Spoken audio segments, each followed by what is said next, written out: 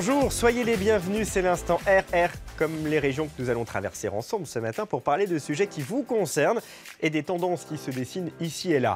À l'image des tissus connectés, des entrepreneurs ont mis au point des sous-vêtements un peu particuliers. Bardés de capteurs, ils donnent une série d'informations sur notre santé en temps réel, c'est étonnant, vous verrez. On parlera bien-être également. On tentera de choisir le massage qui vous correspond. Nous rejoindrons un centre de relaxation dans la Marne où les massages n'ont pas de vertu thérapeutique mais sont essentiellement dédiés à la détente. Mais tout de suite, c'est l'instant pratique avec une question. Comment faire lorsque l'on est demandeur d'emploi et que l'on veut rebondir en créant sa propre entreprise? Pas facile d'y répondre si les moyens financiers ne sont pas là.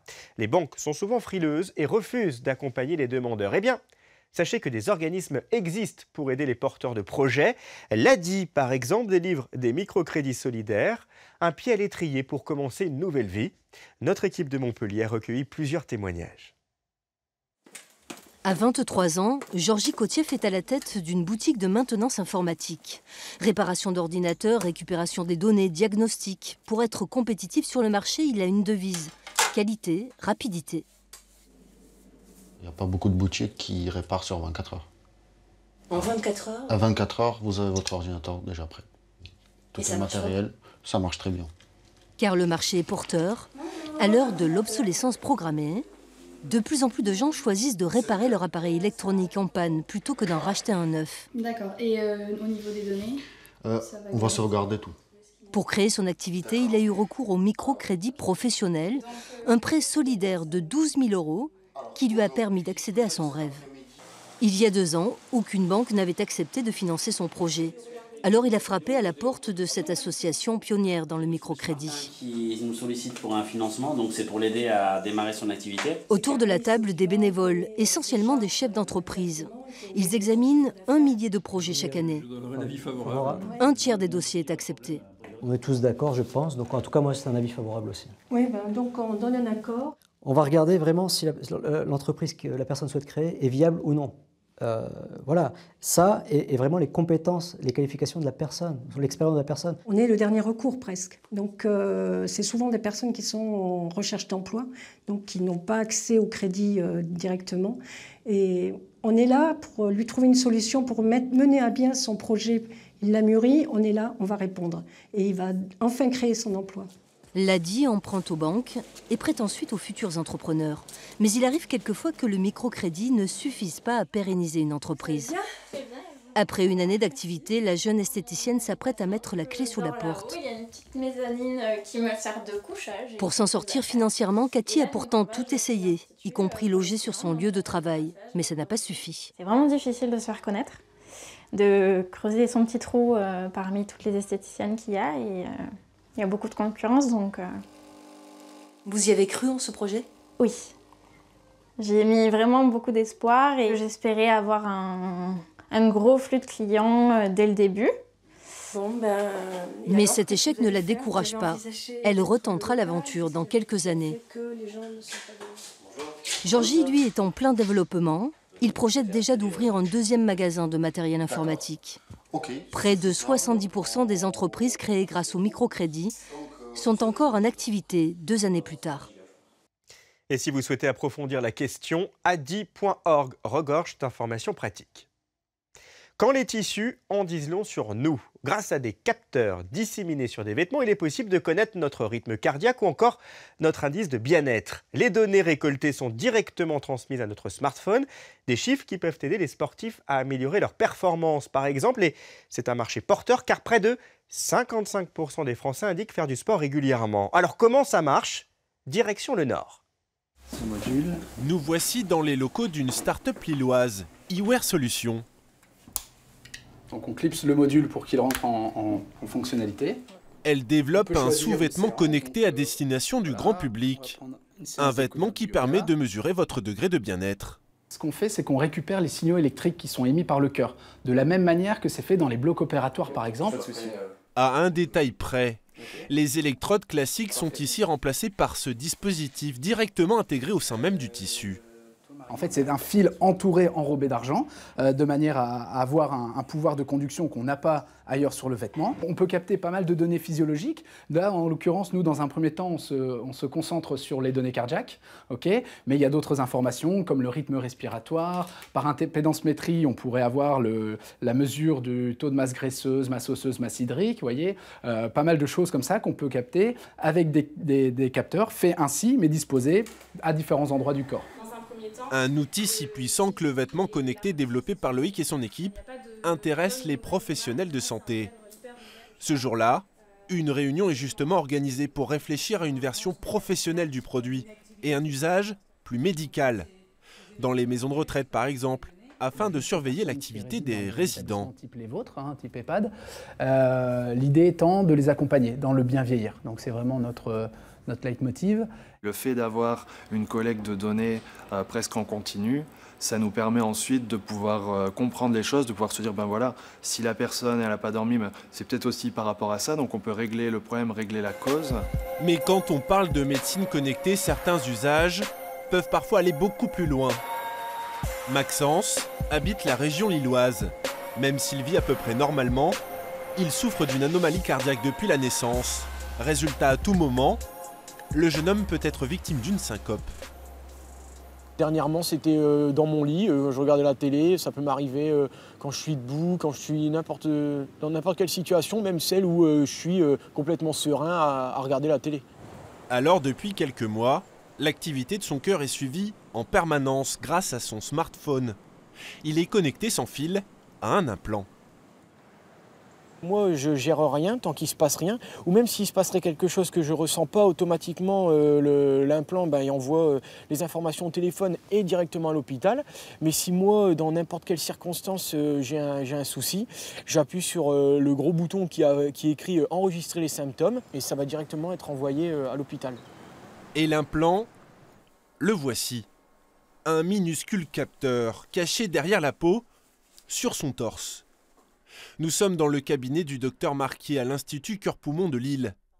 Cet après-midi-là, Maxence fait une simple visite de contrôle. J'ai les tracés de tout ce qui a été enregistré par l'appareil, soit de façon automatique, donc parce que l'appareil a enregistré un cœur trop long ou trop rapide, soit parce que le patient a activé l'appareil en disant je me sens pas bien, j'ai refait une syncope, ou j'ai fait un malaise, ou j'ai des palpitations. Et donc tout ça, c'est stocké dans l'appareil, le sien, puis c'est envoyé sur Internet. Et moi, j'ai accès directement à ces informations-là avec le tracé, ce qui va me permettre de savoir est-ce que effectivement le cœur est trop rapide ou trop long et quelles en sont les conséquences. Une vraie révolution. On est donc loin des tout premiers appareils, encombrants et peu pratiques à l'usage. L'implant n'est aujourd'hui pas plus gros qu'un bâtonnet de 5 cm de long avec une durée de vie de 3 ans. Pour le patient, le confort est indéniable. Ce qui me gênait, c'était ça, c'était toute la mécanique derrière, d'avoir un boîtier qu'il fallait transporter, d'avoir une machine à la maison. Et en fait, quand j'ai appris que c'était par le téléphone, comme ça, via une application, voilà, j'ai pas hésité.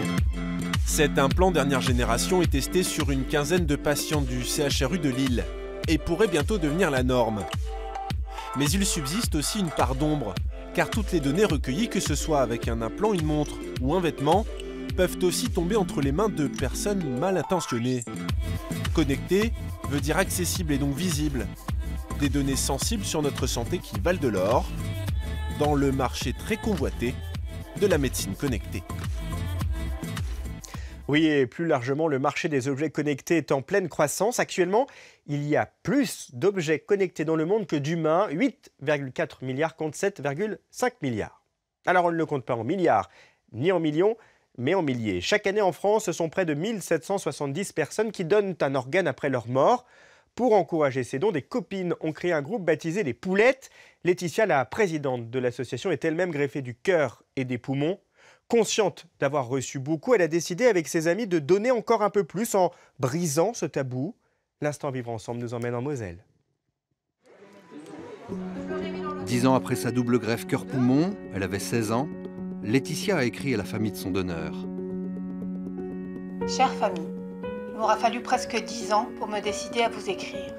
Il ne se passe pas un jour sans que je ne pense à mon donneur et à vous, sa famille. Combien de fois j'ai levé les yeux au ciel, si heureuse d'être vivante en pensant à vous. Campus de Metz, les poulettes s'affichent, caquettes. Elles investissent la maison de l'étudiant pour une journée qui leur ressemble, avec musique, infos, gadgets, t-shirts et petites culottes. Quand on est en mort encéphalique, on ne sert plus à rien, donc on peut récupérer les organes et recycler tout ça. Et c'est grâce à ça que je suis là, donc effectivement, c'est quelque chose qui me tient beaucoup à cœur. On dit chez nous, en parler, c'est agir. Arrive alors Julien. Chanteur, auteur, compositeur, c'est Julien Madi.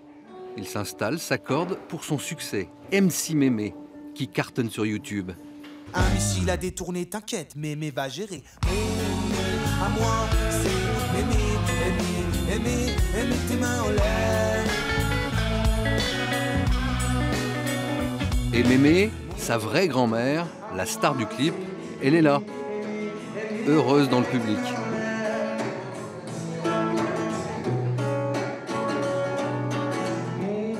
Julien Madi et les poulettes, une affaire d'amitié et de complicité durable.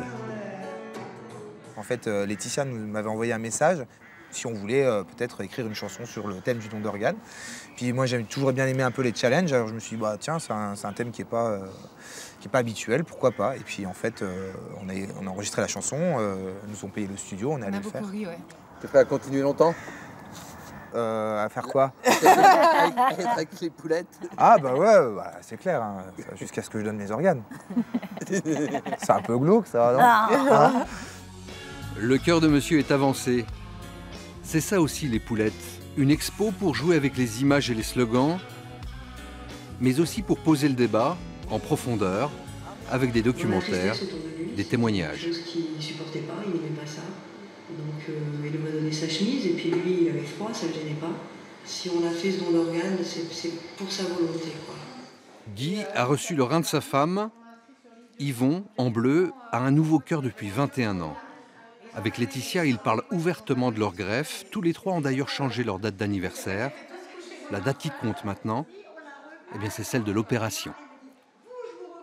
C'est une seconde vie. C'est quelque chose d'incroyable. Il y a des moments où j'ai du mal à réaliser que je suis là encore au bout de 21 ans. C'est un tel bonheur que j'estime, moi, qu'on a une mission vis-à-vis de ceux qui sont sur leur lit de misère à attendre un organe pendant des mois, des années qu'ils n'en auront peut-être pas. Quand toute la famille est rassemblée, j'ai des boules. Parce que, des boules mais de joie, d'émotion, parce que je pensais ne plus être là. Pour pouvoir être bien, il faut que je partage autour de moi. Alors il faut que je fasse des choses pour les gens, parce que j'en ai besoin en fait. J'espère, par ces quelques mots, vous apporter un peu de réconfort. Je continuerai à prendre soin de mes précieux trésors aussi longtemps que je le pourrai.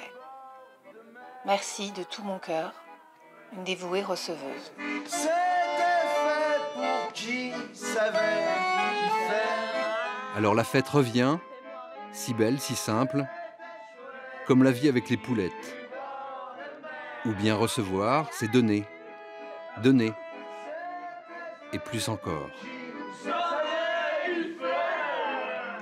Il est un peu plus de 11h, merci d'être avec nous ce matin. Dans un instant, nous nous rendrons dans l'Aisne pour retracer l'histoire d'un monument qui commémore la victoire des Alliés face à l'Allemagne lors de la Première Guerre mondiale.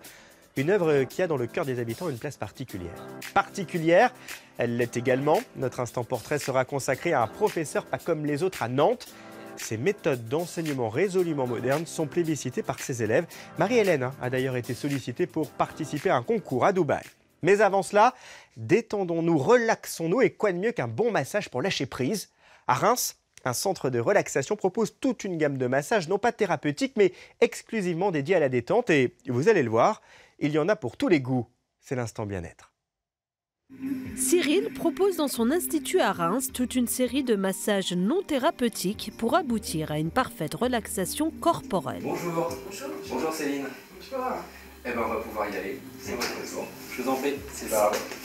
Céline souhaite être soulagée par rapport à des tensions musculaires qu'elle ressent en bas de son dos. Après avoir discuté avec Cyril, elle a choisi le massage balinais d'origine polynésienne.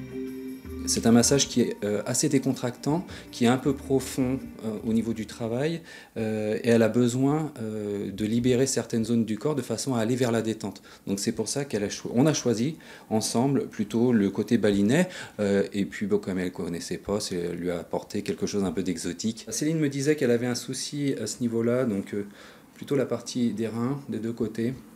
Donc effectivement, on va travailler au niveau acupression plutôt autour de la zone et non pas sur la zone, en point bas et en point haut, mais on va suivre quand même malgré tout toute la structure, je dirais, parallèle de la colonne vertébrale. Céline a découvert les vertus du massage grâce à Cyril. Au bout d'1 heure, elle ressent un soulagement au niveau des lombaires. Et ça marche très bien, en tout cas sur moi, parce que je suis assez réactive en fait au massage. Mon corps réagit bien et puis moi j'en ai besoin. Dans son salon, Cyril enchaîne les techniques de massage. Avec Anne-Marie, c'est plus tonique. C'est physique? Ah oui, Cyril. oui, c'est physique. C'est physique, c'est pour ça qu'on ne fait pas que ça pendant 1 heure. Et c'est pour ça qu'on a des moments où justement on redonne de la souplesse au corps et on laisse retomber le corps sur son poids. C'est vibratoire, enfin tout bouge. C'est très relaxant. À conseiller. À conseiller, il y a un lâcher prise. Je ne sais pas vraiment lâcher prise et là, je lâche prise. Oui, c'est exactement le principe de la relaxation coréenne. C'est pas tout à fait un massage proprement dit comme on pourrait s'y attendre. C'est un massage qui permet de travailler en formule oscillatoire ou de vibration sur les extrémités de corps. L'idée, c'est de faire accélérer cette circulation sanguine et d'irriguer le cerveau en oxygène plus rapidement. Ces deux éléments-là vont permettre au cœur de mieux travailler et au cerveau de libérer les hormones suffisantes de façon à aller vers le lâcher-prise. Californien, lomi-lomi, australien, Pierre Chaude, il existe une multitude de massages et chaque technique possède des vertus différentes. À la base, c'est souvent lié à des cultures de médecine. Effectivement, en Asie, on a la médecine chinoise, mais aussi on a la médecine indienne avec l'Ayurveda. Et c'est pour ça qu'on retrouve beaucoup plus de massages dans ces contrées-là, parce que le massage est avant tout un moyen de prévention. S'offrir un massage exotique ou traditionnel est la solution idéale pour alléger le corps et l'esprit, mais n'hésitez pas à échanger avec votre masseur pour faire le bon choix. Alors on ne parle pas ici de détente à proprement parler, mais d'épanouissement grâce à une méthode d'enseignement différente. En Bretagne, une professeure d'anglais ne donne pas des cours magistraux, mais privilégie les petits groupes et s'abuse sur Internet pour intéresser ses élèves en s'adaptant à leur univers. Les devoirs ne se font pas à la maison, mais en classe. C'est ce que l'on appelle la méthode inversée, venue tout droit des États-Unis. Une façon innovante de partager son savoir.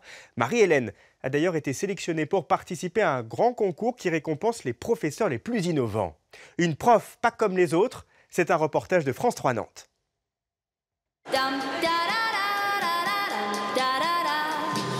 Depuis son plus jeune âge, Marie-Hélène Fasquelle vient à l'école avec le sourire. Hello. Hi. Hello. Cette professeure d'anglais est une passionnée qui, tous les jours, essaie de transformer l'école. L'élève de nos jours est-il le même qu'il y a 50 ans? Non. Ils ont Internet, ils ont la zapette. Si l'on ne s'adapte pas à notre public, on le perd. Et il est hors de question que je perde mes élèves. Nous sommes au lycée Nelson Mandela, dans le centre-ville de Nantes. Pour répondre aux nouvelles habitudes de ses élèves, Madame Fasquelle a son style. Pas de cours magistral, des petits groupes, un accès à Internet fréquent, une tasse de thé et beaucoup d'énergie. Il y a d'autres cours où on peut juste rester passif et écouter et écrire, alors qu'ici, on est incité à prendre la parole, à travailler en groupe. Et c'est que Madame Fasquelle et la façon dont elle est et qu'elle enseigne qui fait ça. Marie-Hélène organise aussi des Skype avec des auteurs américains. Poor Mr. Arenstan is in the USA. It's 3 a.m. in his country. Hello. Yeah, hello. Please answer, guys. Mais elle va encore plus loin. Elle change les règles. Dans sa classe, on fait les devoirs en cours et les leçons s'apprennent à la maison. Les élèves peuvent lui faire des mails s'ils ont des questions, 7 jours sur 7. C'est ce qu'on appelle la méthode inversée, venue des États-Unis. C'est facile de comprendre le cours, par contre, de le mettre en application, c'est pas toujours facile. Donc, on inverse tout, c'est-à-dire que Le cours est vu à la maison, est étudié, et on peut se permettre d'aller plus loin en classe. See you this afternoon. Yes. Madame Fasquelle est une pionnière, au point qu'elle a été sélectionnée pour un grand concours mondial qui récompense les professeurs les plus innovants. L'occasion de promouvoir sa façon d'enseigner. Une bonne nouvelle pour son proviseur. C'est génial pour notre lycée, c'est génial. Oui, Donc, ils sont, voilà, à la fois, ils prennent ça aussi pour eux comme une marque. Mais c'est ce que j'ai dit dans tous les journaux, c'est pas mon prix, c'est le prix de la France dans un sens. C'est le prix des enseignants. Le concours, dont l'UNESCO est partenaire, se tient à Dubaï. Parmi 22 000 candidatures, 50 professeurs de tous les pays ont été retenus. Bonjour Yvan, comment ça va? Ça va très bien. Le gagnant sera récompensé d'1 million de dollars. Marie-Hélène Fasquelle sait exactement ce qu'elle ferait de cet argent. Créer ma propre association pour les enfants défavorisés, les enfants qui sont décrocheurs, avec la classe inversée et tous les petits outils que j'ai mis en place dans ma classe et qui fonctionneraient, je suis sûre, avec des jeunes qui ont perdu espoir.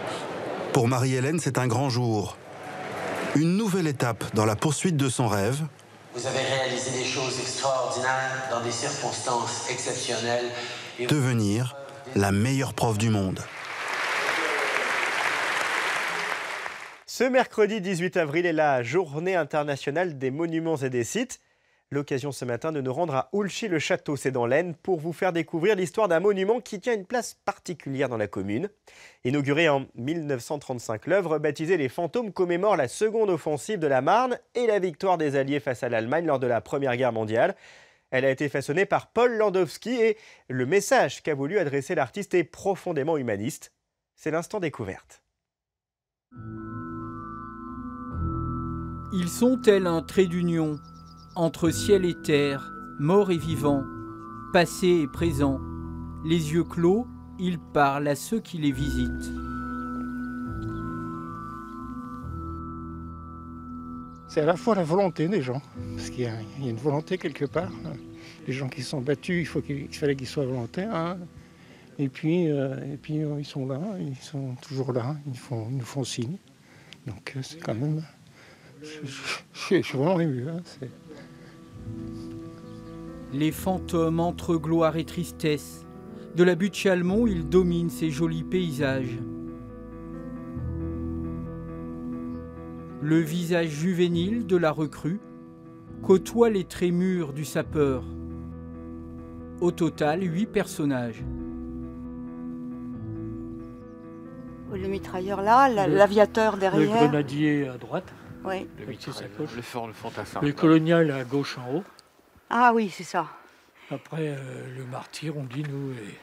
C'est le héros. Pour Landowski, c'est le héros. Le héros. C'est pas un martyr, justement. Non. Elisabeth Caillé est la petite-fille du sculpteur Paul Landowski. Comme son grand-père, elle conserve une affection particulière pour cette œuvre inaugurée en 1935. En réalisant Les Fantômes, Paul Landowski tenait une promesse faite aux morts de la Grande Guerre. Ces morts, je les relèverai, il les a relevés, et c'est pour ça qu'on les voit en train de se relever. Ils sont penchés, inclinés, ils ne sont pas verticaux, et ils sont en train d'être relevés des tranchées. Et ce qui est intéressant, c'est de voir la comparaison avec la France qui est en bas et qui, elle, est plutôt penchée en avant et qui marche, qui va vers l'avenir et qui est penchée dans l'autre sens, en quelque sorte. Cette France, la voici en bas des 4 escaliers rappelant les 4 années du conflit. Ses yeux sont bien ouverts, toujours vivante, elle marche vers l'est d'un pas assuré. Et pourtant son destin vient de se jouer lors de la seconde offensive de la Marne. Au 1er juin, les Allemands sont à Château-Thierry. Ils menacent de rompre le front franco-britannique et donc la France est en grand danger. La contre-offensive qui est déclarée par les Alliés le 18 juillet permet de renouer avec la victoire. Depuis un certain temps, les Allemands avaient complètement enfoncé les lignes. Donc c'est extrêmement important pour l'histoire de la Première Guerre mondiale. Les Fantômes de Landowski immortalisent cette bataille de 1918 où tout a basculé. 50 ans plus tard, le général de Gaulle viendra sur la butte Chalmont. C'est à partir d'ici qu'en l'espace de 16 semaines, l'armée française, aidée par les forces de ses alliés, brisa les envahisseurs. Alors, pourquoi, malgré la fierté des vainqueurs, la tristesse demeure? Paul Landowski nous adresse un message profondément pacifiste. Il était très ami de Romain Rolland et de tous ces gens qui, dans les années 20-30, avaient milité pour la paix dans le monde. Et il imaginait d'ailleurs de faire un grand projet de temple de l'homme qui devait précisément montrer la paix dans l'humanité. Aujourd'hui encore, ces fantômes rappellent aux vivants l'essentiel, l'humanité des combattants. Oui, une œuvre à découvrir donc à Oulchy, le château dans l'Aisne. Et pour vivre d'autres histoires, pour ouvrir d'autres instants de vie, pratique, bien-être, tendance, je vous donne rendez-vous demain. L'Instant R, le magazine qui met en lumière les régions grâce aux rédactions régionales de France 3. C'est tous les matins de la semaine à 10h50. Très belle journée à vous.